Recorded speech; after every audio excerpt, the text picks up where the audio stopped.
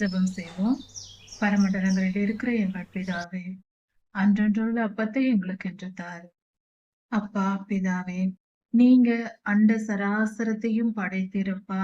வான்வெளியில் இருக்கிற கிரகங்கள், நட்சத்திரங்கள் எல்லாவற்றையும், இந்த பூமியில இருக்கிற எல்லாத்தையும் நீங்க படைச்சீங்கப்பா. எல்லாத்தையும் உருவாக்குன தெய்வம் சாமி நீங்க.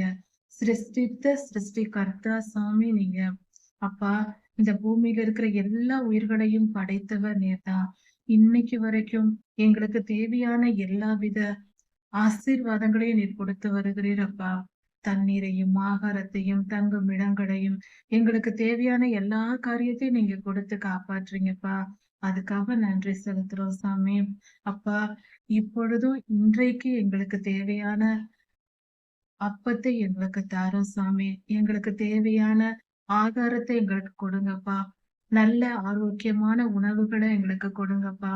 நாங்க உடலாலும் மனதாலும் பலமாய் இருக்கும்படியாக, எங்களை பலப்படுத்தும்படியாக, உம்மால் ஆசீர்வதிக்கப்பட்ட உணவை எங்களுக்கு கொடுங்க சாமி.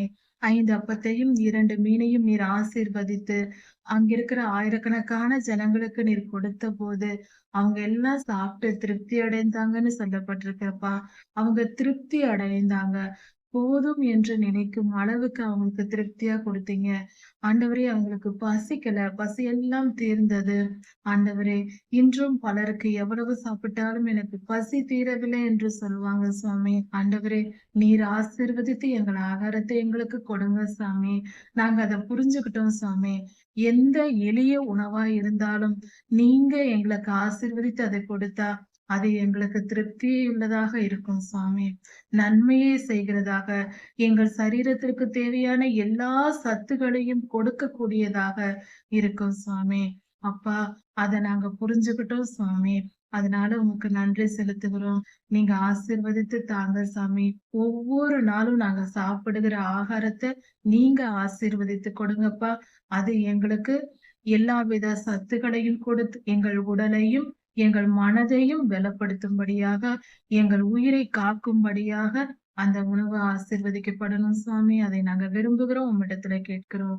அப்படி நீர் கொடுப்பதற்காக நன்றி செலுத்துகிறோம். எல்லா துதி, கன, மகிமையும் உமக்கே உண்டாவதாக. ராஜாதிராஜா இயேசுவாவின் நாமத்தினால் பிதாவே. ஆமீன். மாரநாதா.